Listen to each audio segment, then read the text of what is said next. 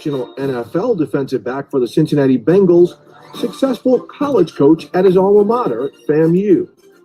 The football credentials are exemplary, but it must also be noted that Riley, while a student at FAMU, was a Rhodes Scholar candidate.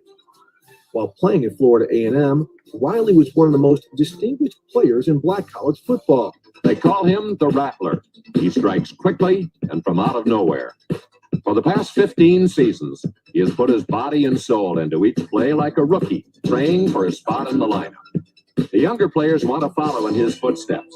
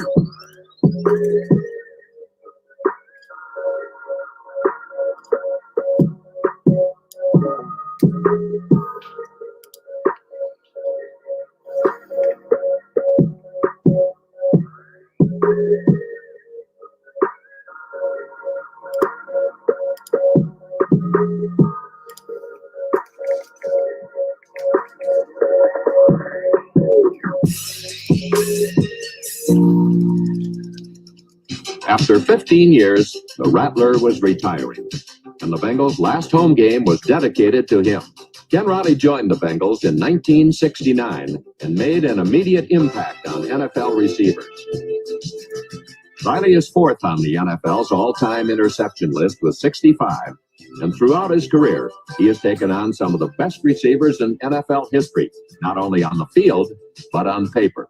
I used to keep a little book, Lamar Parrish and myself. I used to study a lot of film. I used to study Willie Brown, Emmett Thomas, and some of the guys who were, all pro at the time, early in my career. And I used to jot down information on the receivers that beat me, what moves they used to beat me. And I did it so that if I played them again, then I would make the same mistake twice. So 15 years later, Ken Riley found himself wearing stripes, while his opponents found themselves seeing stars.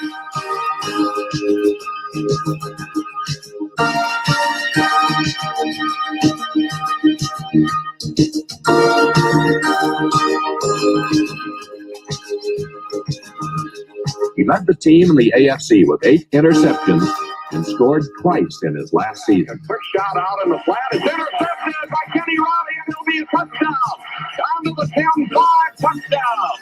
Kenny Riley picked off Jack Johnson's first pass out of the left flat. Ken Riley is a classic performer who will be sorely missed in Cincinnati. Good evening, everybody. Welcome to another edition of Sunday Night Football with Bengal Jim and friends. And guys, season's over. Season's over. Yeah. James, you're on mute, buddy. You got to unmute yourself. It might be safer if I stay on mute the whole game. Jimmy might get mad at me. Hey, I'm just going to end the year. Last thing we got I did some peanut butter whiskey here today. James doesn't like this, or as his name is today, as you can see in the screen. Why is Lou still here? We'll talk about that here in a little bit, guys. But let's get off. I mean, there's so much stuff to talk about. So that 9 or 10 minute intro we just did with a video clip was obviously a lot of Ken Riley highlights. Very special player in Cincinnati Bengals football history, and we have Ken Riley II, his son, here. And I'm very excited. I've talked to Kenny II here multiple times this week and over the last few weeks. And we're going to talk a lot about Dad. We're also going to talk about Ken Riley II as well. So a lot of good stuff to hit on tonight. But let's start off, guys. Let's get into it right. Let's get mad quick, James. Let's just talk about it. First of all, about 20 minutes ago, the NFL Hall of Fame announced their 15 finalists. And, of course, Willie Anderson is not on the damn list. Just ridiculous. Just posted something on social media here a little bit ago. I don't know what we got to do to help these guys get in, man. But I'm telling you, before we get off the show, I got the Hall of Fame's phone number right here. I'm going to let you guys hear me leave a message for the Football Hall of Fame here. I just called a little bit ago. I'm going to call in here in a minute. But no Willie, no Ken Riley, no Ken Anderson, no Corey Dillon, no Lamar Parrish, no Max Montoya. It just goes on and on and on, man. And I know Willie's upset about it, man. But damn. I kind of feel like we're a little Rodney Dangerfield here. We get no respect. Yep. We just need to take the Bengal bus up to Canton and set up our own Bengals Hall of Fame outside the pearly gates of the Football Hall of Fame. But yeah, disappointing. Like you said, Willie, I don't think held back from what I've heard on his Twitter thoughts, rightfully so. And, we talked about it just about every show about the former Bengals that should be on there or in there and aren't, and just chalk this up to the latest frustration. Well, and you know what? Oh. Information, press 1. For general information, including address. Thank you for calling the Pro Football Hall of Fame, where excellence is celebrated every day. Please leave your message after the tone, and we will return your call as soon as possible. Thanks. This is Bengal Jim and friends in Cincinnati, Ohio. We would like to call and complain about, one, Willie Anderson not getting in the Hall of Fame, Ken Riley, Ken Anderson, Max Montoya, Corey Dillon, Ocho Cinco. The list goes on and on. Call me. We got to talk. Wait. Call back next Tuesday at 8 p.m. Yeah, we'll call put that back next live. Tuesday. A live show, 8 o'clock next Tuesday night. You will be our first guest. We would like an explanation here in Cincinnati. We're not very happy. Call me back. Bye. Perfect. There, we got our guest lined up for next week. I love Hall of Fame. it. See? Easy. Man, Easy. it's not that far of a drive, Jamie. We could pick a lot of people. We could pick a lot of people up on that bus and head up. And this is the thing we talked about several times in the show, and we got a lot of stuff to talk about tonight, but all the more reason why the Cincinnati Bengals need to do a Ring of Honor. All the more reason the Cincinnati Bengals have to do right by these legends that played for this team and honor them, because we know as Cincinnati Bengals fans, we don't get the respect at the Hall of Fame level.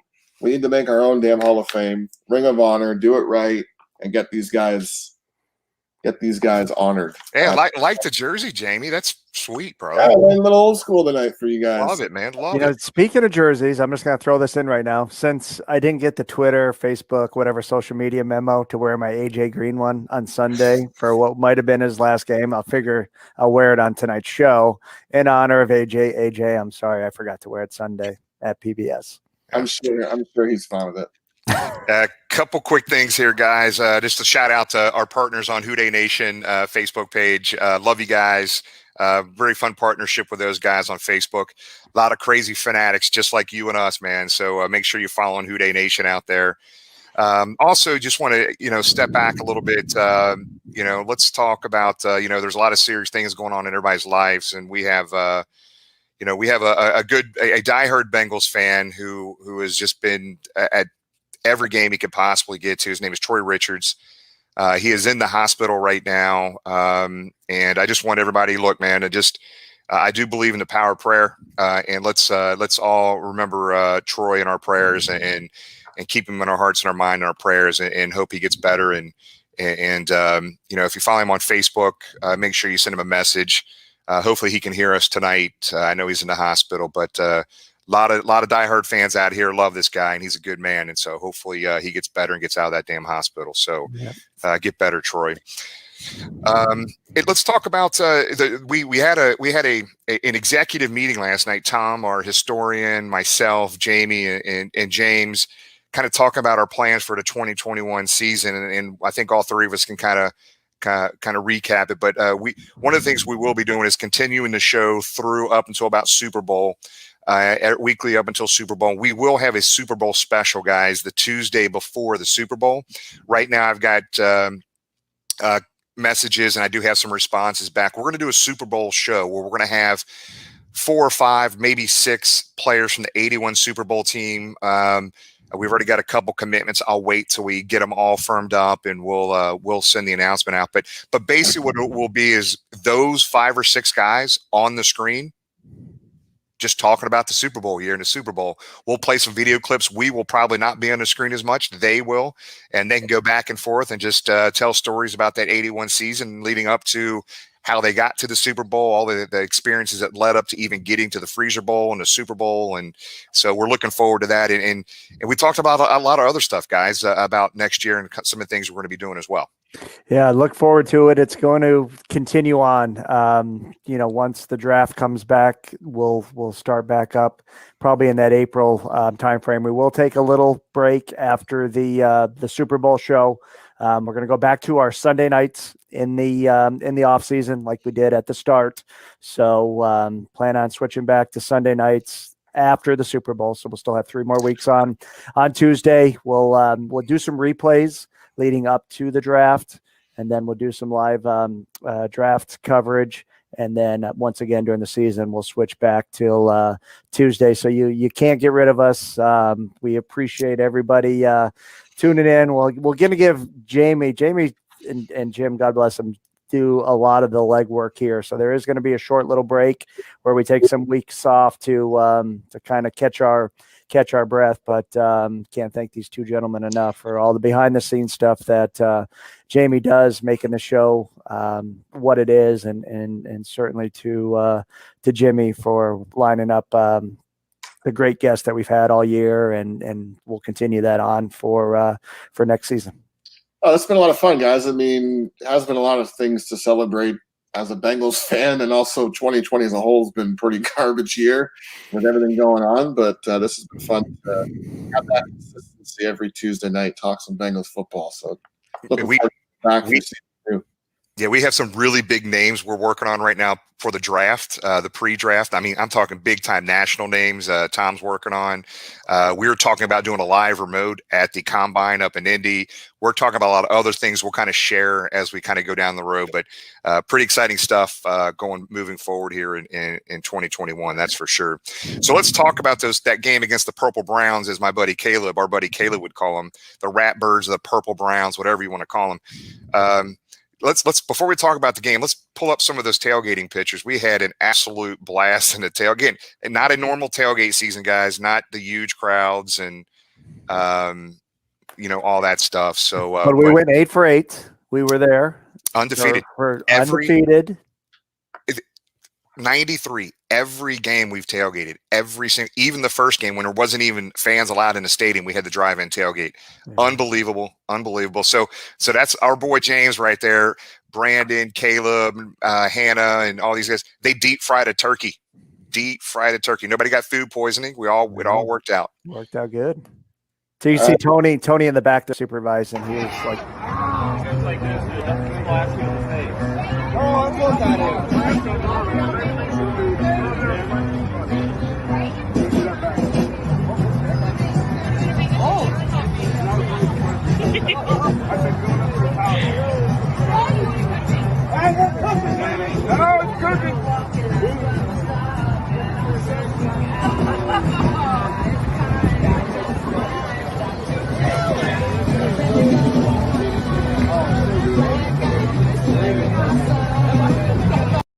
All right. proud to say nobody got burnt, nobody got hurt. We pulled it off. I tried to tell James to fill that thing all the way up to the rim with the oil and put a frozen turkey in the damn thing, see what would happen. But there's our buddy, the twins at the game. You can go through these a little quicker. My bad. I put a whole bunch of pictures just and that's our buddy Caleb, who got one of AJ Green's cleats after the game. Pretty cool. We made that sign. He earned those cleats. Cameron, one of my sons, with his Isaac Curtis jersey on, got a hat from one of the players and a couple gloves, and the inside of that AJ Green shoe, pretty damn sweet there. And then that was after the game was over. We didn't want to go home. We went out to the Yard House, had some drinks and dinner, and with this motley crew right here, and walked back to the tailgate and headed home late that night. Obviously, Carrie and Tony, our Ravens friends, came to see us. Yep. It's a good pick. That's the turkey again. But that's it. I mean, you don't have to go any further than the other pictures. There was that was fun. It was a fun tailgate. I mean, as crazy as the year was, the people that came down and tailgated did a really good job.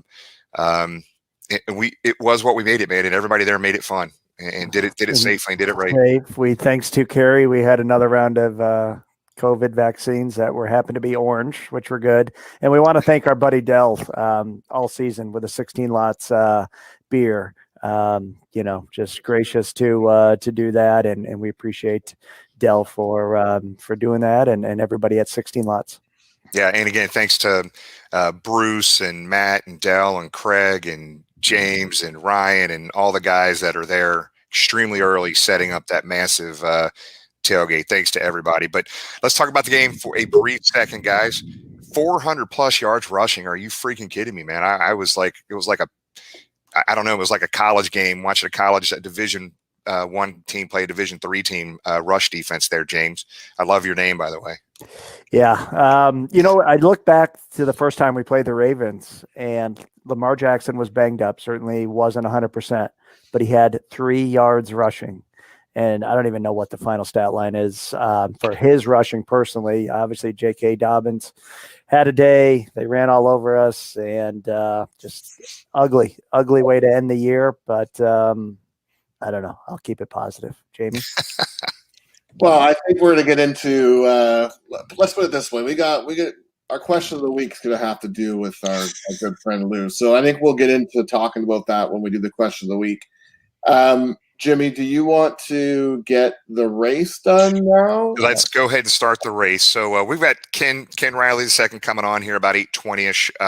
But let me, before you pull this up, pull the picture of the jerseys up. Tony and Carrie donated. So here's how this is going to work, guys. Whoever wins this duck race will get their choice between that autographed white Ken Anderson jersey or the autographed Tyler Boyd jersey. So they will actually, and they win, they will tell us which jersey they want, and we'll get that out to you guys. So again, Tony and Carrie getting these jerseys for us has been a lot of fun, man. These are authenticated. The certificates are in here. They're actual autographs. I do, before you kind of put everything up here again, I hope I get this right. Ken Cooner on Twitter, whose Twitter handle is at Mars Hotel 72, advised that whoever bought $50 worth or 2 spots before noon, that he was going to give his 2 spots to that individual. So the winner of that Ken is very gracious, gave away his 2 spots. The person that put $50 down to buy their own 2 spots is Cap 49 Action. So really, Cap 49 Action has 4 spots because Ken incentivized the followers to donate, and he gave his 2 spots away to the person that donated $50.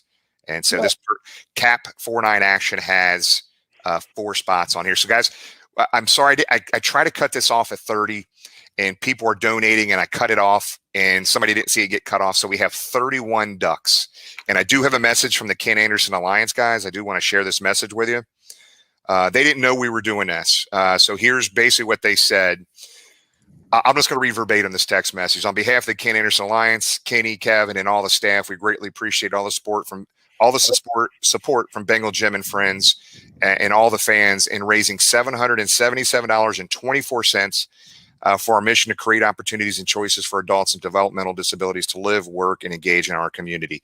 That is directly from the Ken Anderson Alliance. We did not tell them we were doing this.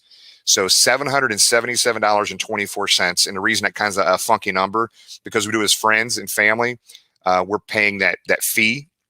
So we're not taking off that $25. So that's a big deal. They greatly appreciate it. But we got 31 ducks in the race here, guys. Hey, so I'm missing a couple names here, guys. I only got 29 names. Okay. Did you add a couple? And I will go back to my list. Yeah, just make sure. Because it shows 29. Okay, hold on. 1, 2. Nobody on a double. Jimmy can't count. Okay, I've got the list right here. I'm going to shoot it to you right now. You wanted a messenger? Yep. 31 on the list. Sorry, guys. Bear with us here for a second. Live show. Stuff happens. Live show. Hey, also, while we're doing this, we want to remind everybody, next week, we're going to have the first ever Jimmy Award. We're calling it the Jimmies. It's going to be way better than the ESPYs. And we're going to give awards out for Bengals Rookie of the Year, MVP, suckiest coach, best water boy, best fan. I don't know. We'll come up with it. But next week, we're going to do the first ever Jimmy's and on the show, and should be a lot of fun. So thanks to our buddy Tom for his input on that, and we look forward to that next week. And a reminder, we'll be back Tuesday, through the Super Bowl. Then we come back and in April. We'll let you know what the dates are going to be. So same bat time, same bat channel next week as Jamie gets this ready. I did notice there was a top hat duck. We'll see if he's back in there. He will not be the most aerodynamic, and therefore I don't think he's going to win. So Jamie, did you get the we will message? see. Yeah. Quick question for you, Jimmy, just to make sure. Is Ryan Luther and Tim Pennington in the list? They're supposed to be in the list? Yes. Okay. I had to add them to that list. Okay. I figured it out why the problem. Okay. Those are the two. Those are the two that kind of came in late. Give me one sec here. Let's just set this back up. Share the screen. Sorry for the delay. And as you're setting that up, Brandon's asking, have we heard back from Carl? Carl's ghosted us, but we're going to keep hunting him down, Brandon. Believe me, I'm trying. No worries. Oh, here we go. James, our duck caller here. 31 ducks. 31. The top hat's gone. Now there's a frog. The frog is the biggest head. 3, 2, 1. Here we go. The Donald Trump duck. The Trump duck. Panda. Okay. Those guys aren't winning up front. We know somebody in the back's going to get it. Let's see. Our winner last week was John Eifert, I believe. I don't think he's in the game. He's not going to make it 2 for 2. And as Jimmy said, the winner gets the choice of that sweet Ken Anderson jersey or the Tyler Boyd. There's a Superman duck out to the lead. Boney Ham. There's one interesting name on here. I'm not even going to repeat it. You can kind of see it near the top. Ooh, Lucky 13. The family-friendly show. Who's going to want to win? Oh, Strawberry Duck. Jungle Joe's got the Strawberry Duck. Speaking of Jungle Joe, he brought some unbelievable beef jerky again on Sunday. Just all right, here we go. This is where we always get out of that final. Here it goes. Somebody. Uh-oh. There it is. Broomy JME. Yep. I obviously a Twitter handle there, guys. So if you could just DM us on Twitter or Facebook, you let us know which one of these jerseys you want, and we'll get that out to you. Either we will drop it off or we will mail it out to you, depending on where you are. So, guys, $777 to the Ken Anderson Alliance here, probably not even 24 hours, man. You guys are amazing, just unbelievable. I'm proud of the Bengal fans, man. These guys have kicked ass. It's a great way to start. This will go towards our 2021 donation. So what a great way to start. And as you alluded to earlier, thank you to Tony and Carrie for securing the jerseys for us. And we look forward to doing a lot more of these in the future. All right, let's get it rolling, guys. Hey, very special guest in the waiting room. Is he in the waiting room right now, Jamie? Yeah. Let's go ahead and bring on Ken Riley II. Ken, what's going on, big dog? Hey, how's it going? Good, man. Nothing like a duck race to bring it on. That was exciting. It was down to the wire, I see. Yeah. Ken was like, what the hell's a duck race? I actually watched the show, so I've seen it before, though. I was like, that one came down to the wire, it looks like. Yeah. Well, hey, Ken, look, man, we greatly appreciate you being here. And obviously for everybody watching right now on Facebook, YouTube, and Twitter, obviously a Bengal great, Ken Riley, who's no longer with us, who passed away this past year here. This is Ken Riley II, obviously Ken Riley's son. And we're going to have a lot of fun talking about celebrating his father's career and life. And but before we get to that, Ken, we're going to talk about you, big dog. We got some stuff that we want to talk about with you. So what was really cool about this is that you played for your dad. Your dad was coach at Florida A&M, and you were a cornerback. So we have a clip here that we want to play. We want everybody to see. So we're going to start off with this clip. Jamie, if you could play clip 1, please. Yep. Sorry, 1 second. That's all right. Is this the right one? That's it. All right, here we go. 2,000 military invited, free of charge by the Kings to enjoy the game today. Second down and 10, Toretta, good protection. Good call in the middle for Thomas, in and out of his hands, it's incomplete. Oh, what a hit by Kenny Riley. Riley, the coach's son from Tallahassee. Bayview High School, you see number 1 there, 6 feet, 170, a red shirt. In his freshman year, he's really come on strong as a sophomore. Here's a good look at what the quarterback sees. He's trying to throw it up the middle, and Lamar Thomas is right there. And just here you see a big hit by Ken Riley, shaking the ball low, even though it's already been bobbled. And I remember when his dad used to So Ken, I think that was a game in 1992 against the Miami Hurricanes. Gino Torretta, I think, was quarterbacking. So talk about that game. Talk about your college career. Let's talk about that. Well, that game, that was in 1992, and that was the University of Miami. They were number one at the time. I think they had won the championship the year before, and they went again. I think they lost in 92 to Alabama. So, but they were stacked all the way across the board. They had Lamar Thomas and Copeland, and they had Kevin Williams, and the list goes on and on. So they were definitely talented. And that was back in the day where they can take off the helmets and celebrate. And, it was exciting at the time, us playing, get a chance to play the number one team in the nation. So it was definitely a great experience to go out there and play against those guys. Yeah, so your dad coached at Florida A&M from 86 to 93. He had a hell of a career coaching, man. He was 48, 39-2. He won 2 conference titles, 2 Coach of the Years. So help me understand, though. I think a lot of the viewers, I coach my son in football. One of my sons played college football. It's one thing coaching your son, and I know I was always the hardest on my own kids. So how was Dad coaching you in college, man? It was a great experience, but he was mainly with the offense. So he kind of concentrated more on the offense, and of course, and then I had my position coach. But it was definitely an awesome opportunity to play for my father, and him playing cornerback. I felt that there was no other place I could get that type of knowledge. So it was definitely, like I said, a fun time. That's cool, really cool. So you finish your college career in 95. You get picked up, not drafted, but you get picked up, a free agent pickup by the Cincinnati Bengals. So you were in camp. I came here. Yeah, go ahead. Yeah, go ahead. We were in camp. Tell us about that. It was definitely surreal. My senior year, I had a couple of injuries, and like I said, I went to the combines, ran a horrible time. That kind of slowed me back, but I ended up going to a mini camp at Cincinnati. That's when Kazan was the first pick. Coach Schuler was the coach. So it was a good time. Like I said, I was just coming off an injury, but I definitely thought that Coach Ron Meeks was the secondary coach, who later became defensive coordinator and moved up. But it was definitely a good experience. I wish it would have turned out a little bit differently, but it was kind of surreal, just growing up and now, being there. Yeah. So you got to pick a number, right? For a jersey. What was the story behind that? Yeah, well, 13 is not officially retired, but nobody, Coach Brown said nobody's going to wear that number again. So instead of giving me 13, they gave me 26. So that was the number I wore while I was there.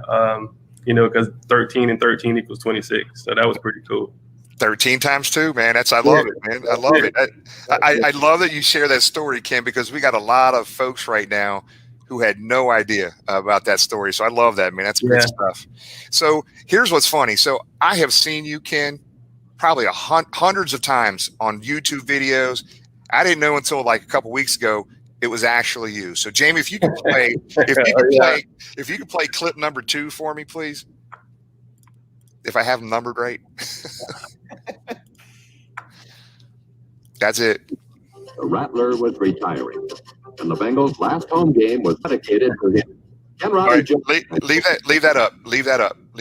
So who's that dude with that coat and that hat? Is that you? Yeah, that would be me. So yeah, you saw me numerous times. Yeah, that was me.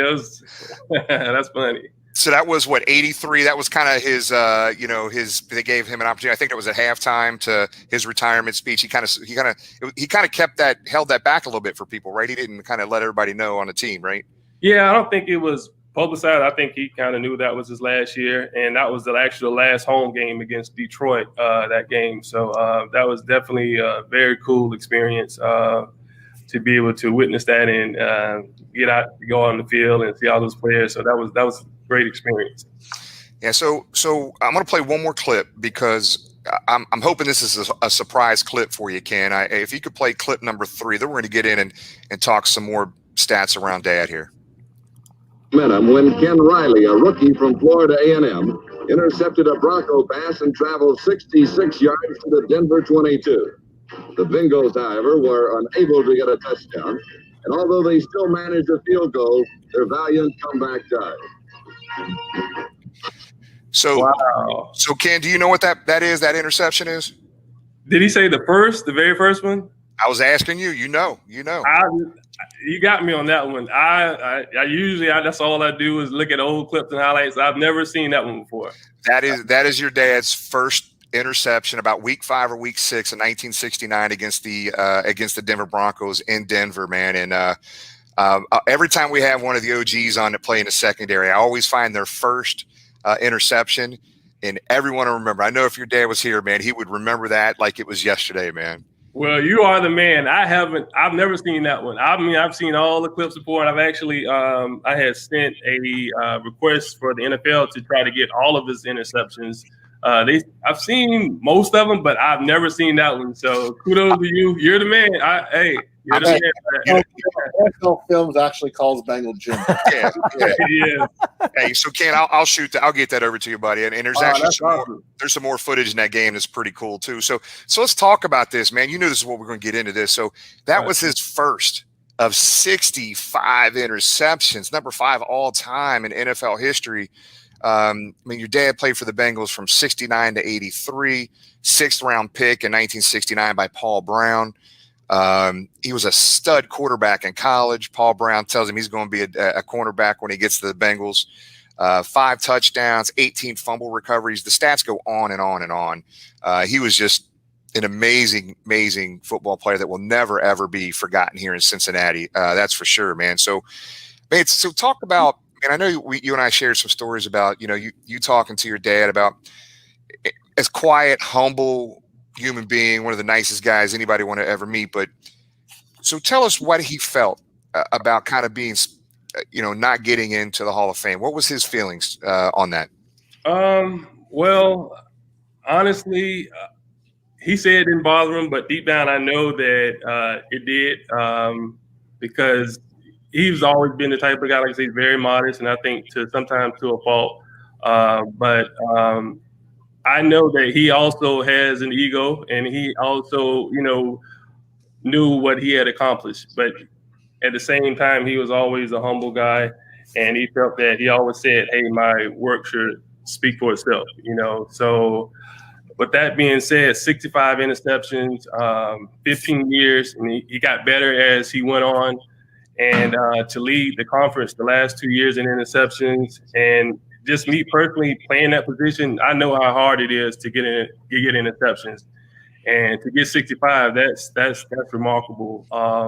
But as far as him, he like I say, he wasn't not going to cry. He had pride. It was like, I did the work, and I know he thinks he deserved it, but at the same time, that's somebody else's opinion. And he was proud and knew what he had accomplished. So he was okay with with this work. And if he didn't get in, he knew that he gave it all up, and he did it the right way. Did it for 15 years. Always a professional team player. So that's why I definitely had so much respect and admiration for him, because like I said, growing up, you kind of think that it's normal, and that's your dad. So it's like, that's, you don't really see. I really didn't realize the work that he put in until I started playing. And then just to the little time that I did play, I'm like, man, he did this for 15 years, and he did it at the highest level and never switched to play safety. I mean, I know some guys later on in their careers, they actually switched to safety. But he stayed on that corner for 15 years, and I don't care. I mean, number 5 all time. That's remarkable. And just want to let you know, I don't know if you saw it, man, but we called on air the Pro Football Hall of Fame and left a message for him about Dad. I did. That was awesome. Yeah. I was like, man, that was awesome. I enjoyed it. So, there's some questions popping up here. I got another question or two on this, but I listened to a lot of old interviews your dad did many years ago, and some of them are still around. I kind of found a few archived ones, but what was, as a coach, as a father, what was your dad's best advice to you, man, that you can recall? What was some of the best advice your dad gave you? And like I say, he lived by it. Like I said, let your work do for yourself. and always be prepared, work hard. And that's one of the things that, I try to teach my boys now. I have two boys, they're 15 and 12. And it's like, whatever you do, always give it your all. And if you can walk away knowing that you've given your best, then that's all you can ask for. Even win, lose, or draw. And he always, used to say, never get too high, never get too low. And like I said, if you do those things, you'll be just fine. So that was him. And sometimes I always tell him, man, I think sometimes you're a little bit too humble for yourself, because I think that he never really put himself out front. If you were to meet my dad, and you would never know he had 65 interceptions. You would kind of have to pull it out of him.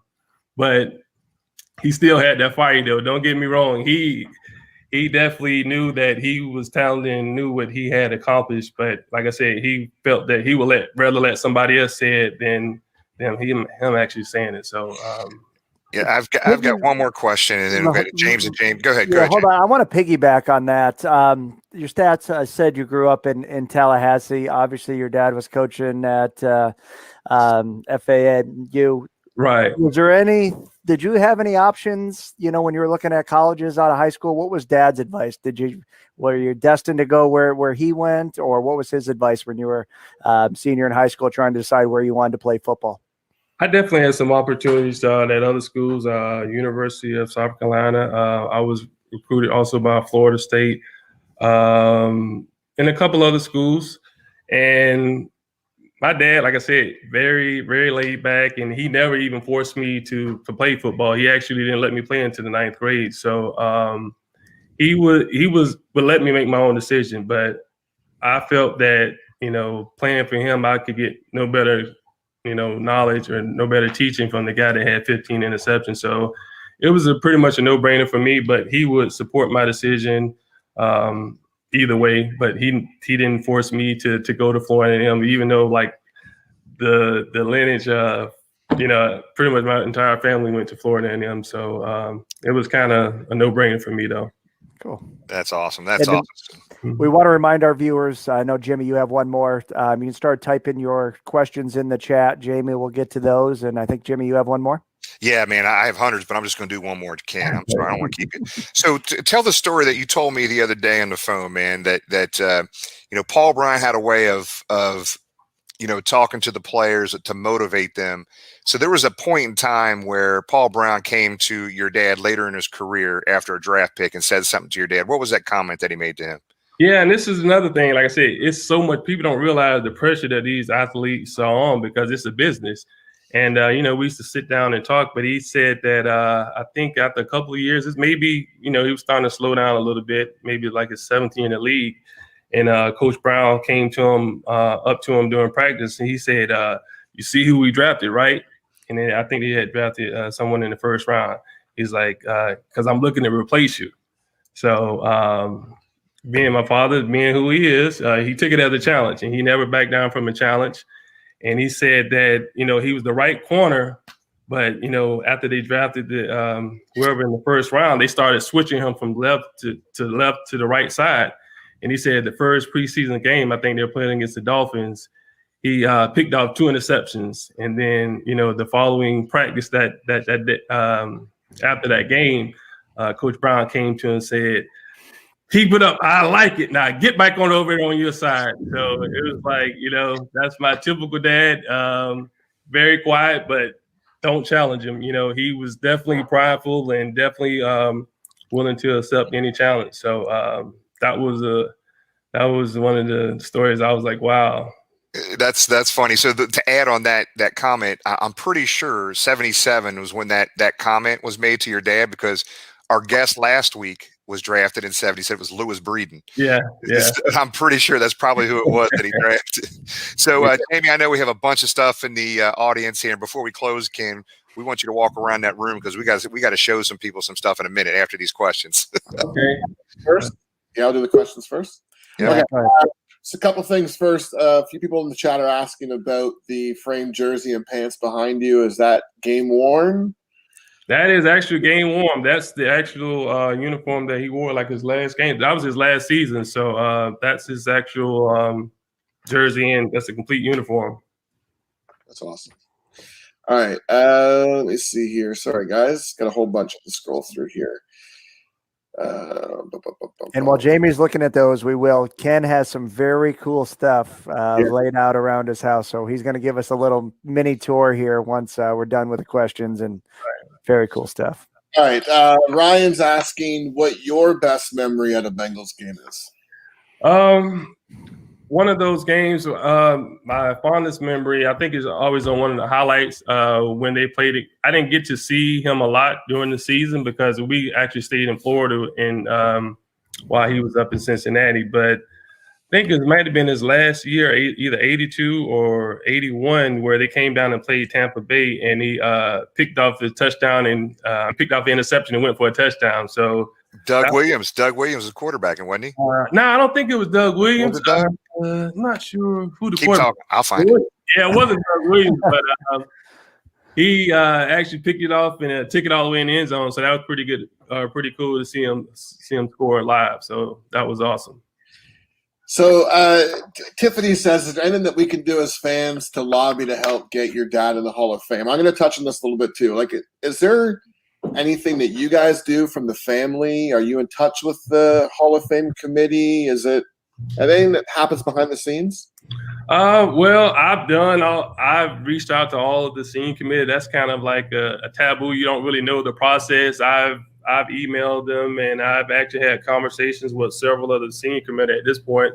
And the biggest thing is everybody says they would support him, but he never actually gets into the room.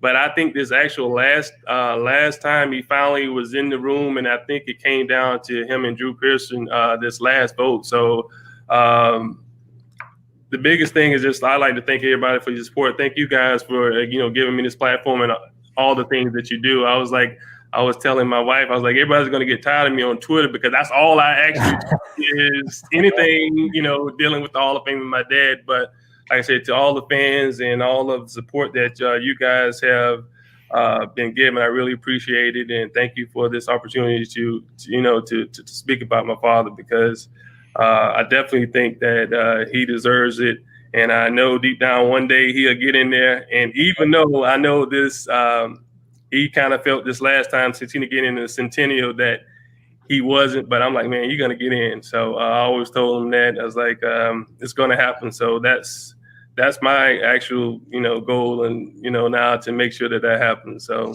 it's frustrating, on this. Today they announced the 15 finalists for the Hall of Fame, and we were hoping Willie Anderson would be on that list, and I think there's a lot of stuff on social media. I think that the thing that just really irritates all of us is the lack of transparency and how these decisions are made. It's more of a popularity contest. It seems like that's frustrating to me.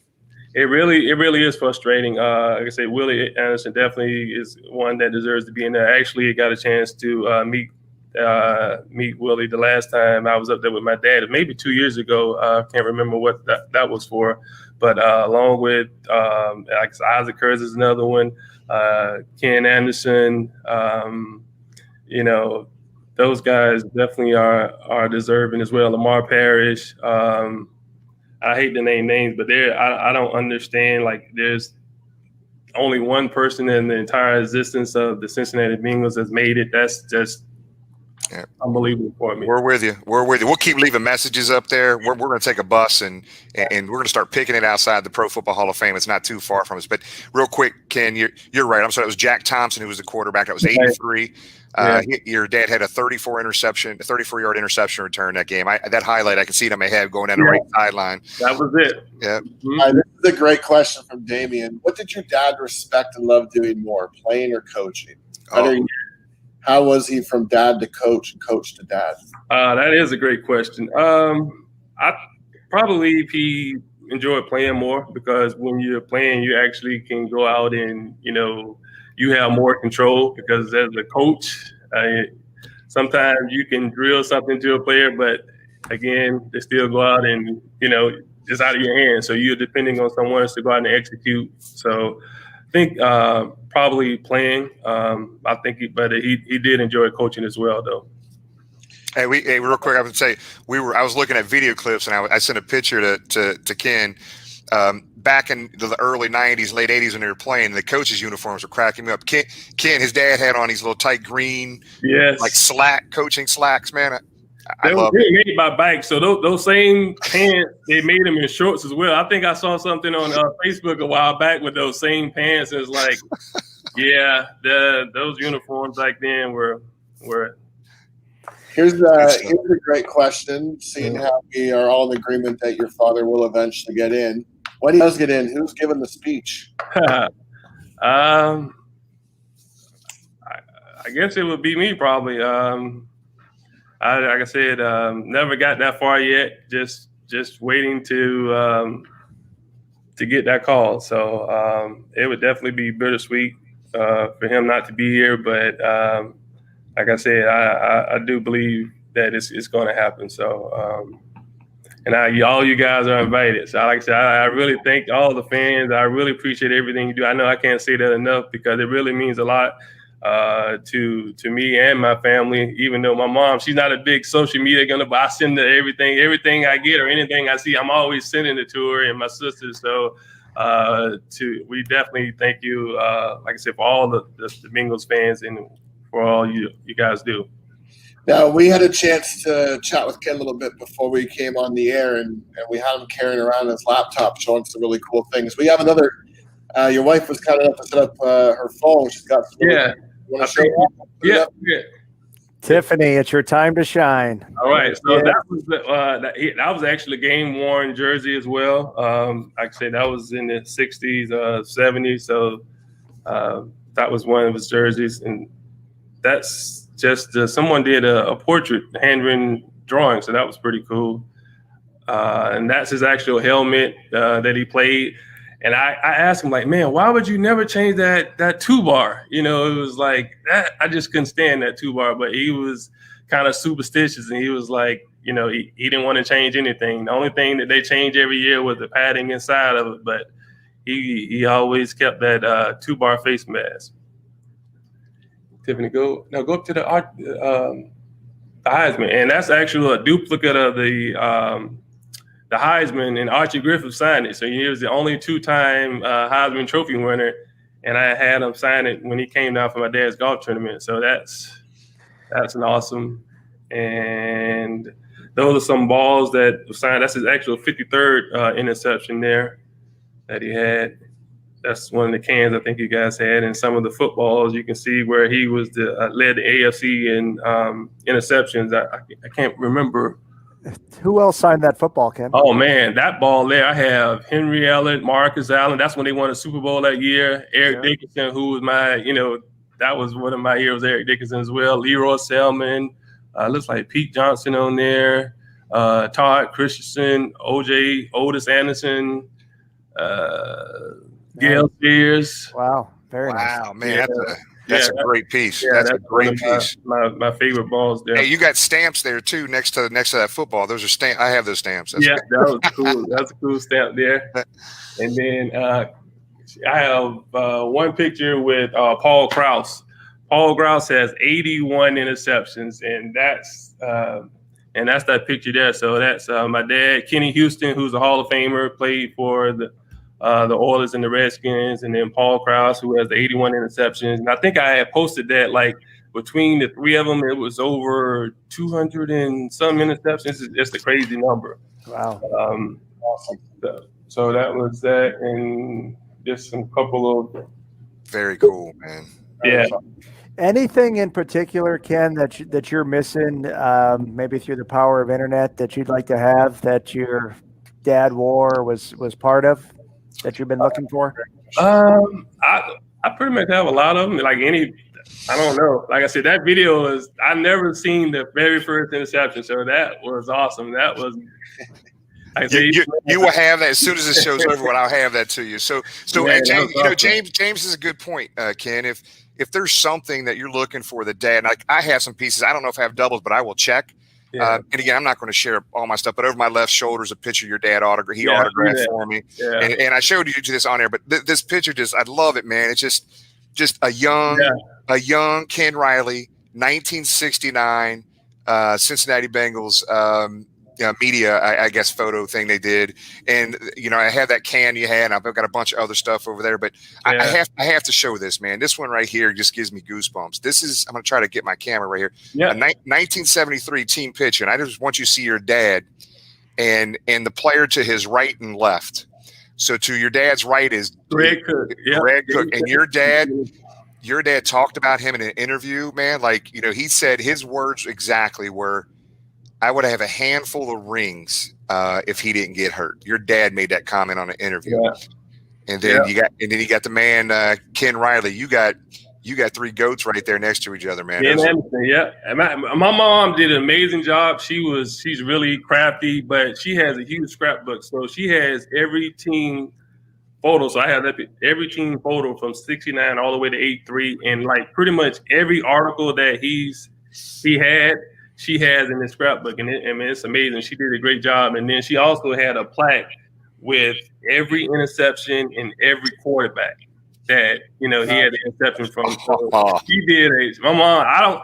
He has a lot more things down at home in Florida, of course, but she did a great job putting all that stuff together. So it's not too much I haven't seen, but I'm sure there are some things, like I said, like that interception. But between what my mom did and my little research, have quite a few nice things. Well, Ken, James, you guys have anything else? I want to respect Ken's time. But next time I'm in Houston, we're going fishing. That's all. Hey, definitely, we love to fish. I wish I would have known. If y'all ever in Houston, though, definitely reach out. I would love to take you guys out. Yep. So Ken, we just want to just from the bottom of our hearts, thank you for being here. And so many of our viewers didn't get a chance to see your dad play. A lot of these guys did get to see him play, but it's just an awesome experience for us to have you on representing your dad and the family and the great stories you shared with us. And you have my word, Ken, that when your dad is inducted to that Hall of Fame, whether it's you or somebody else up there giving that speech, when he's there, we will be there in full force, Ken. We will pack it and we will head up to Canton and we will be there for you. He's a Cincinnati football legend.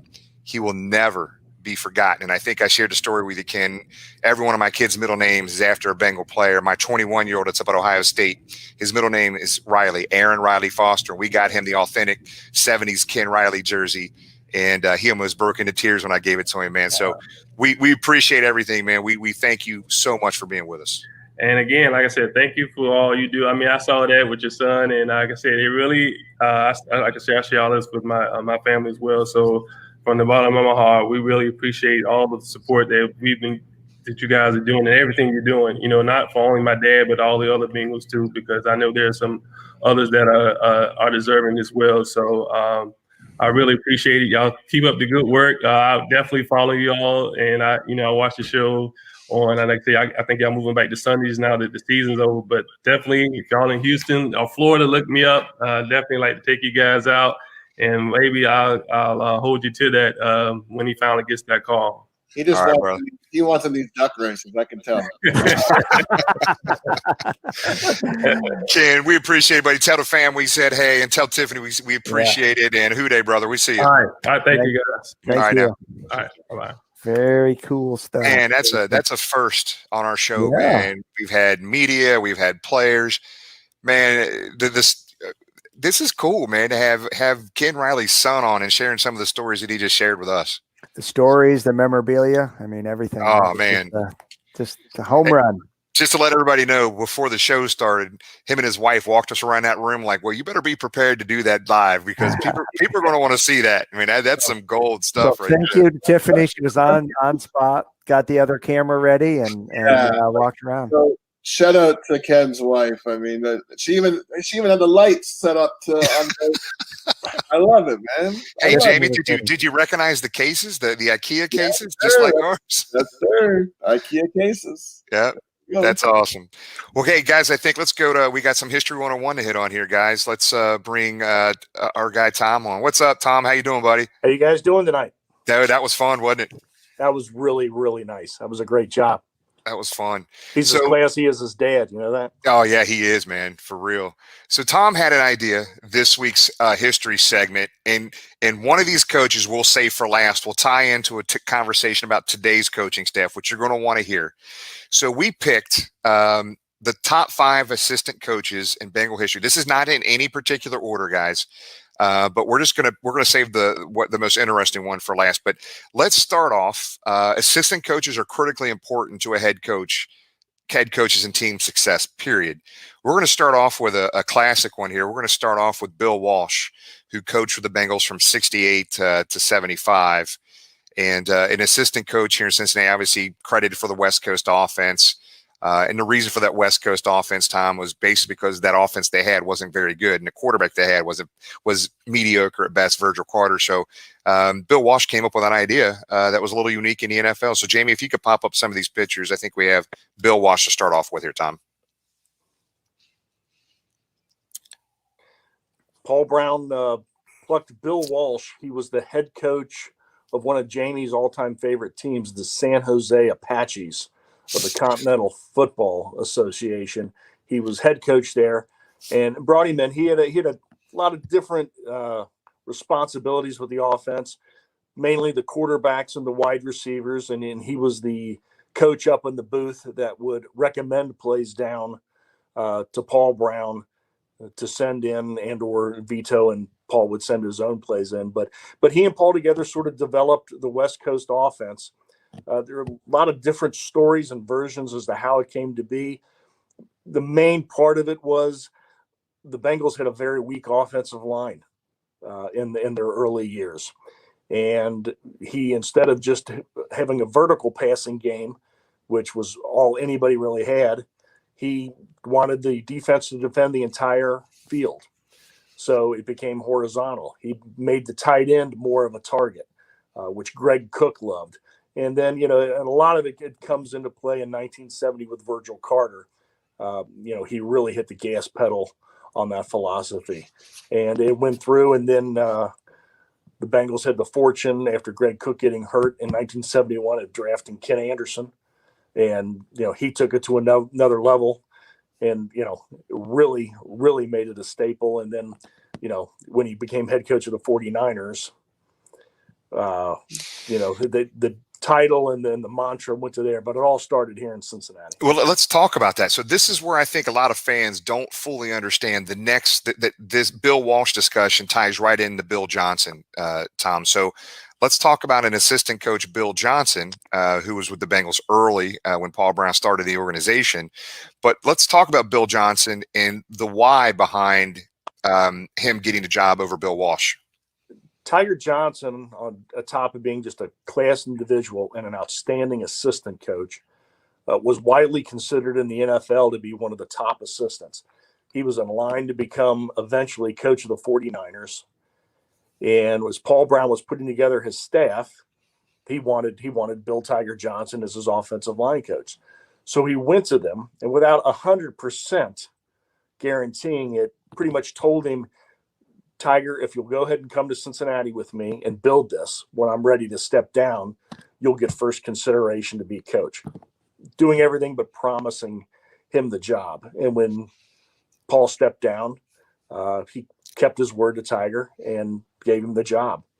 And there's been, so if today you can hindsight look back, oh my God, why didn't we keep Bill Walsh? But understand, at the time, we've had multiple players that played during that era on the show, and each one of them to a man at that point in time in the 70s, in 75 when he left, that year after he left, every player thought Bill Johnson was the right guy. They wanted Bill to stay to run that offense, but every one of them to a man thought Bill Johnson. I think it was the right just guy. known. He was Paul Brown's top lieutenant. He was respected. He was knowledgeable. He was a great football guy. The players loved him. The first 2 years, he had great records. It was bad luck that pretty much kept the Bengals out of the playoffs in 1976. I mean, in today's NFL, the Bengals would have gone in as a top-tier wild card team and probably gone very deep in the playoffs, if not the Super Bowl in 76 and 77. So One play kept them out of the playoffs in '77 and really kind of a fluke thing in 1976, a very silly, unnecessary Booby Clark fumble against the Steelers in the Snow Bowl. The blizzard. Kept them out of the playoffs that year. So they had 2 good years, and then his last year in '78, Ken Anderson broke his hand in the last preseason game and tried to come back too early, pretty much to save Tiger's job. Kenny wasn't healed up yet, didn't work, and unfortunately, it was decided that Tiger would technically step down. Yep, Tiger was a hell of a coach. Bill Tiger Johnson was one hell of a coach here in Cincinnati. People forget he came back to the Bengals in the mid '80s and helped Sam Wyche and Bruce Coslett with that great offense. He was the tight ends coach, and it was the same thing. All the players loved him, especially the tight ends. He was a great asset to Jim McNally, and he's a big part of Bengal history. Good stuff. So next one on my list is Mike Zimmer, defensive coordinator, started here in 2009. This guy had a hell of a defensive coordinator career in Cincinnati. I think he came in from Dallas, but in 2009, he was Pro Football Assistant Coach of the Year, CBS Coach of the Year, Defensive Coordinator Assistant of the Year. Mike Zimmer is beloved here in Cincinnati, and as everybody will see in our chat area probably here in a minute, they wish we had him back. Yeah, he was a top-level assistant with the Cowboys.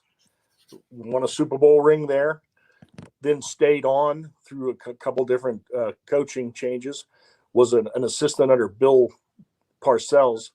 And Bill Parcells was the first one who would start looking at him in meetings and saying, "Hey, Mike, write that down because you're going to be a head coach one day and you're going to be a good one. Be sure and use this or pay attention to that." He skipped it when he left Dallas. He was in Atlanta for a year. Unfortunately, that kind of blew up. He had nothing to do with it. And fortunately, he ended up here, was a big, big asset, sort of in the reboot in the late 2000s, the 2009 team that was probably maybe the best single year of coaching the Bengals ever had that won the division. So when the defense came on, he was able to get guys, plug them in, develop Geno Atkins, develop Carlos Dunlap, built that powerful defense that we had during those 5 consecutive playoff runs. Is all due to Mike Zimmer, even though he left, I think, in 2014 to go to the Vikings. Yep. So last 2 on our list here. Let's go with what should be a Hall of Fame coach here, Tom, and Jim McNally, an offensive line coach here in Cincinnati. If the Pro Football Hall of Fame, which I'm not too happy with tonight, but if they had a section for assistant coaches, Jim McNally would be there. He was a long time college coach. A lot of different colleges, graduate of the University of Buffalo, also coached there, was part of the Marshall coaching staff that was featured in the movie We Are Marshall. Yep. And was at Wake Forest when Forrest Gregg was hired to become head coach and came to the Bengals. Coincidentally, the same year, a guy named Munoz was drafted, who had a very good career. And you can find on NFL Films, they did a documentary one time of Jim McNally and Anthony watching film of Anthony. And you could say critiquing, but there wasn't too much critiquing. In fact, Jim McNally told him, "Anthony, I don't think you really need a coach." But you have to look at what he did and what he built, the guys that he had. Max Montoya had just come into the league, and within a couple years, he was elite. He was the best all-around guard in the NFL. Blair Bush was a top-level center. Mike Wilson was a powerful right tackle. And then sort of the reboot, and McNally became known for taking mid to late round players and making them stars. Bruce Kazurski, Bruce Reimers, Joe Walter before his knee injury in '88 was actually grading above Anthony Munoz. So, I mean, he would just take these guys and make them stars and gave the Bengals the most powerful line in the NFL. Yeah, and the fun thing about it, all the coaches we're talking about, we've only had one of these guys on the show. Jim McNally on the show was just a character. He was a fun time on when we had him on the show a few months back. So last one on the list here, which we're going to tie in today's team is Bruce Kazan. Now he was here for a long time, Tom. He was here for a long time as a player. A lot of people forget he was Bob Trumpy's backup at tight end, but was very effective. Was used to block a little bit more. Was also sort of the unofficial special teams captain of the Bengals, through his time here in the 70s. But a good player, retired after the 1976 season, bounced around, got into coaching, was actually on Bill Walsh's staff in San Francisco, and came here in 1981 to coach the wide receivers and the tight ends some. Stayed through 4 years, and then when Sam came, was given a little bit more responsibility and eventually evolved to unofficial offensive coordinator. I don't think he was actually given the title till the Super Bowl year of '88. Interestingly enough, Sam had been calling the plays in '87, right? all the way through '87. All the way Sam through was '87. pretty much calling the plays, and it was decided with how Sam was and how Sam worked to give Bruce a little more responsibility. So I think starting in '88, Bruce pretty much did the regular play calling.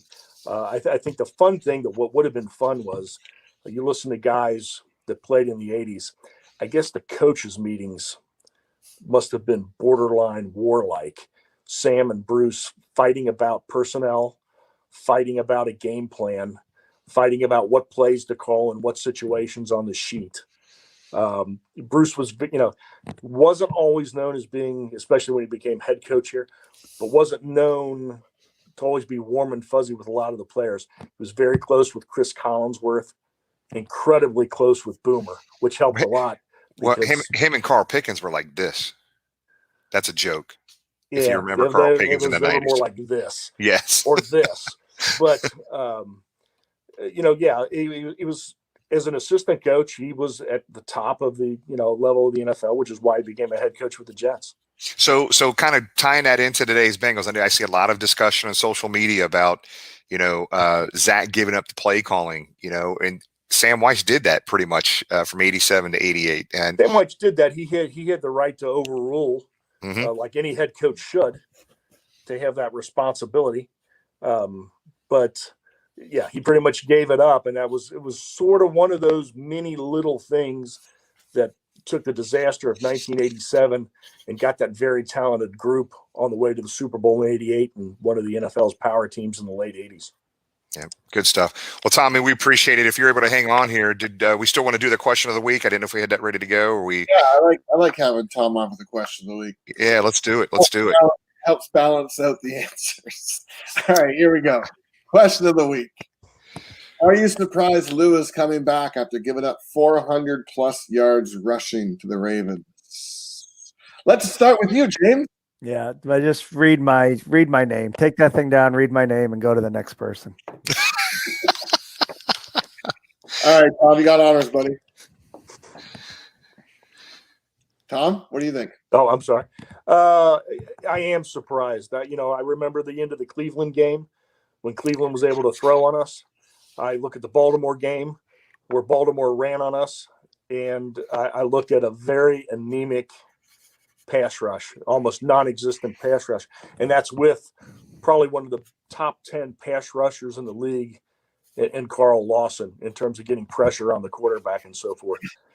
Again, I don't see any merit in bringing him back other than if Zach Taylor just absolutely feels that getting DJ Reader and getting a healthy core back will help him next year, and he believes in the system. The system from a personnel standpoint isn't bad, but in the end, it's got to work. And this is a pass-happy league, and if you're on defense, you have to defend the pass and you have to sack the quarterback, and we really didn't either. Yeah. Well, for those watching, put your answers in the chat. We'll bring up as many as we can on the screen. Since James is sort of letting his nameplates. You can't see it. Just put my damn nameplate up there. Let's let people see. I'm sorry. I'm gonna borrow from something. I'm gonna borrow from a thought James shared in one of our chats that we were having back and forth. What confuses me about this move?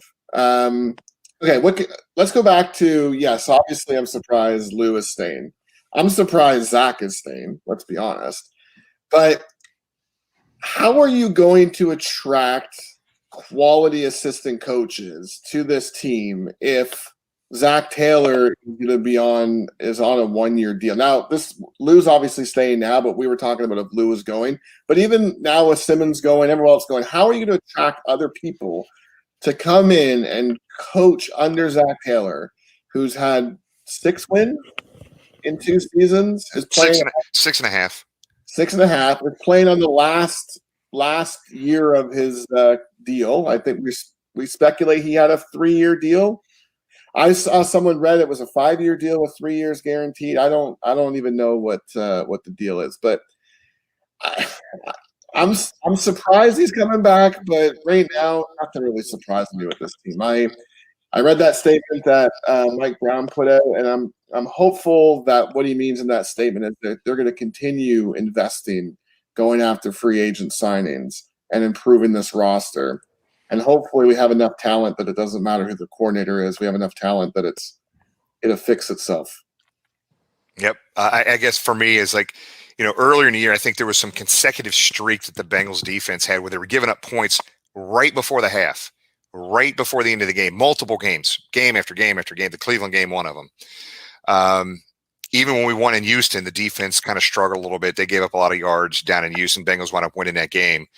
Earlier in the year, if you remember, they were giving up 30-something points a game and scoring 27, 30, losing games.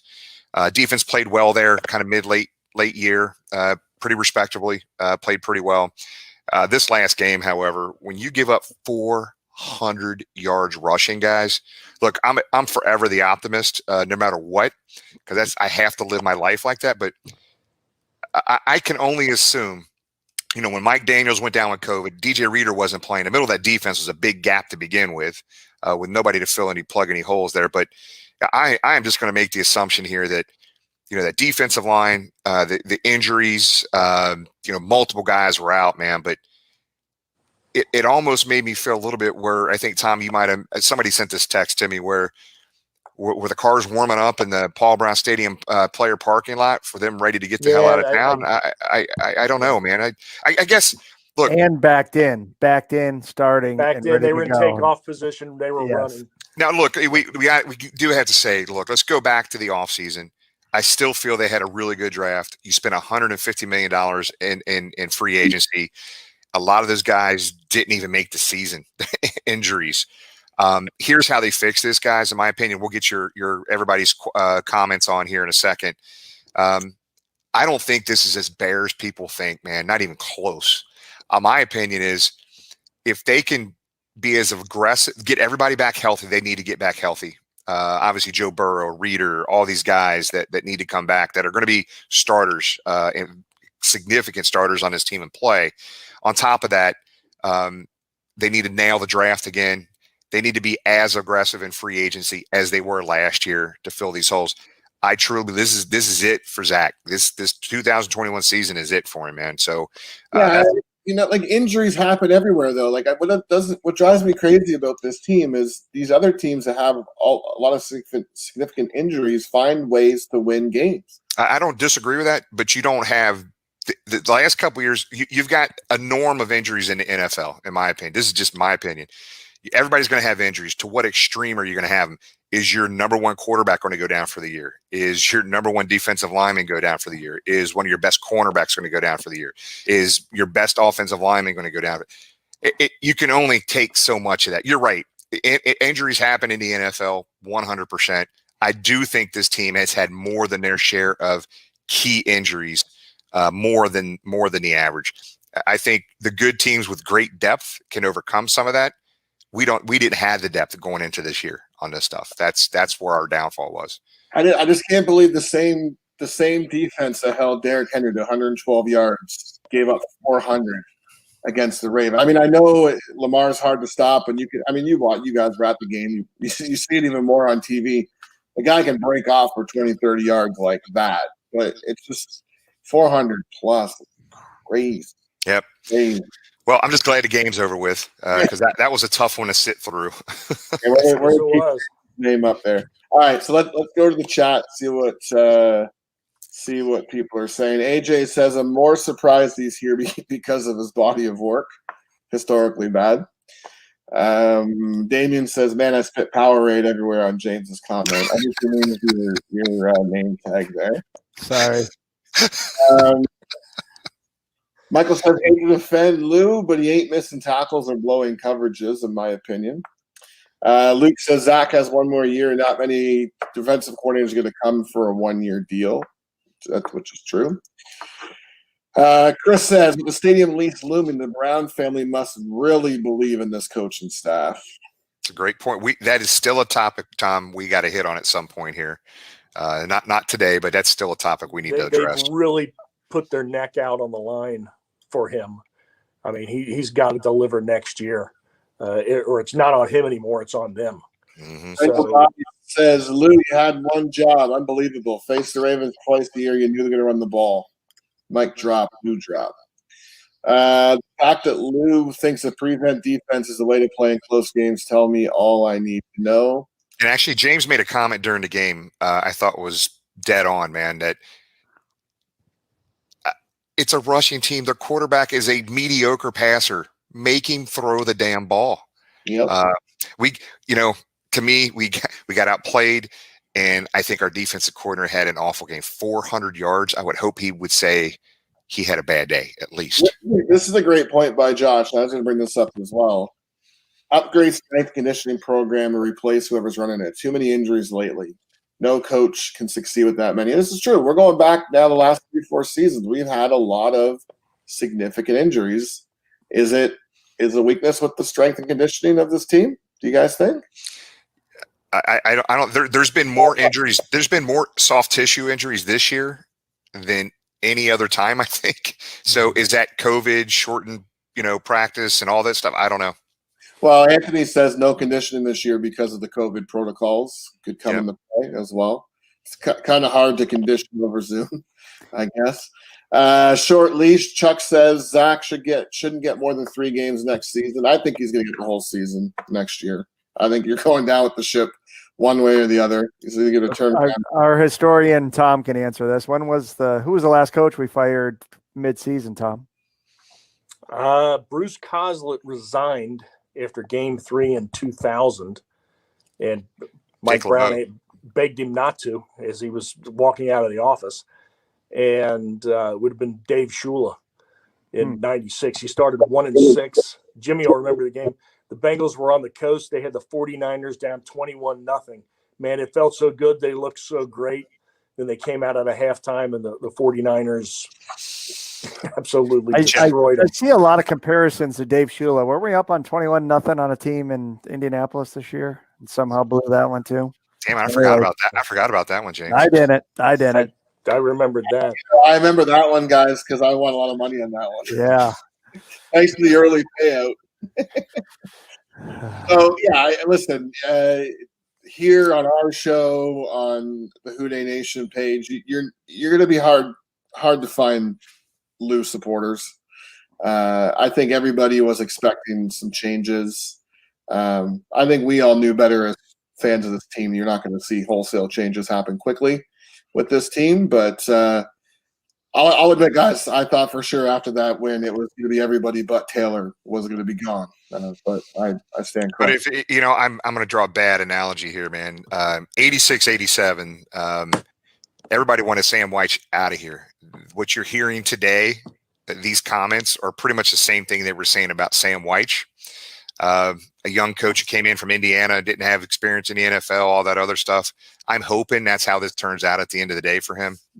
Sam Wyche always said in '88, the Super Bowl year, it was a game to game. If he didn't win, he was going to get fired every game, in '88. So I'm hoping that history repeats itself there with Zach. Good point.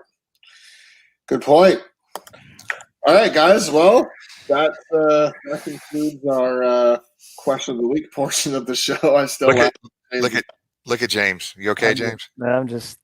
What's the old saying? If you can't say something nice, don't say something at all. That's me right here in the penalty box.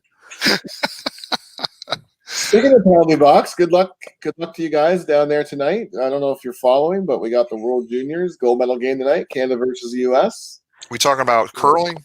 No, this is hockey. This is still another game on ice, but just playing. Jamie, when the world gets back to normal, you and I will meet up in Columbus when they come down and play the Blue Jackets. That'll be a good time. Well, let's go ahead and close it out here, guys. I'll wrap it up. Jimmy's next week. Thanks to Tom for the ideas. The Bengal Jimmy's next week. Wait till you see these awards. They are just going to be a masterpiece. But here's my you know what? I'm going to end the note on a positive, not Bengals specific, but congratulations to the NFL getting 17 weeks of football in. You know, they were creative. They had a lot to do, move games, shuffle games. You know, we saw the Bengals complete their 16-game season, which I think a lot of us doubted. So kudos to the NFL for their procedures, their safety standards, what they did to get that in, and thankfully we had a full season of Bengals football, as ugly as it was. So I'm looking forward, obviously, to playoff football. I know it sucks not being in it, but it's going to be fun to watch. Curious to see how your friends over there in Cleveland make out with the news coming out today with the head coach going to be missing the game, and there might be a few more positive results between now and then too. So it's going to be interesting to see how these COVID tests shake up. Are you guys cheering for any of the teams? Who's your team you're backing here to see if anybody? I got mine. I'm going to be in the minority on this, and I posted this today on social media. I think at some point, I hope the Browns get destroyed by the Steelers, but I hope in round 2 the Steelers get beat 63-0. So, I'm like, I think we have sort of a fan association with the Buffalo Bills at this point now. When Andy Dalton put the Bills into the playoffs with that win against the Ravens in the last second, although the Bills went on to only score 3 points against a terrible Jacksonville team. All my friends around here are Buffalo fans, so I'm going to be happy for them if Buffalo can take it the distance. I think Josh Allen looks like the real deal. I didn't really give him credit his first year, but he's looking like a pretty good player. So I'm gonna be secretly cheering for the Bills. Titans, I'd like to see the Titans do well as well, but we'll see. I'm just happy to have playoff football on, guys. Yeah, should be. I like what the NFL did with the 3 games, adding that extra team in. I think is good. It's going to add a little more excitement this weekend, and look forward to it. Tom, let's hear your wrap up. Good news and bad news. The 2021 Bengals season has started. We will be between number 5 and 7 in salary cap room. So hopefully we can re-sign the guys we need, let go of the guys we don't need, have a great draft, get everybody healthy and get at it. Joe Burrow will be healthy. And, like Jamie, I'm a little depressed we're not in the playoffs, but, let's go ahead and get at it for next year. Yep. Well, I will say there is one positive thing about this entire freaking playoff scenario. We are not going to watch the New England Patriots play in the Super Bowl, guys. Thank God. That's a good one. Thank God. Yep. So, guys, I just want to thank everybody for being with us on another episode. I think this is, I don't know, where we're at, 36, 37. I think this is the 37th episode. Ken Riley II was outstanding. Good stuff. We appreciate him and Tiffany being with us tonight. We appreciate you guys being with us.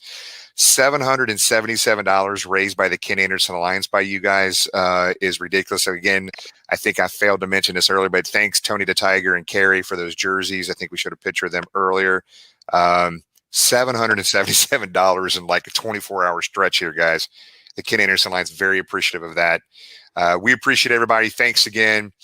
Here's to a positive 2021, guys, and just remember to keep Troy Richards in our prayer. I got a couple text messages as we were in the middle of the show here, and it sounds like the past hour that things have took a little bit more turn for the worse for Troy. So make sure you keep Troy in your prayers, the rest of the week here as well. So we appreciate everybody. We will see you next Tuesday. Thanks, everybody. Hoo day. Stay safe. Next Tuesday at 8, right back here.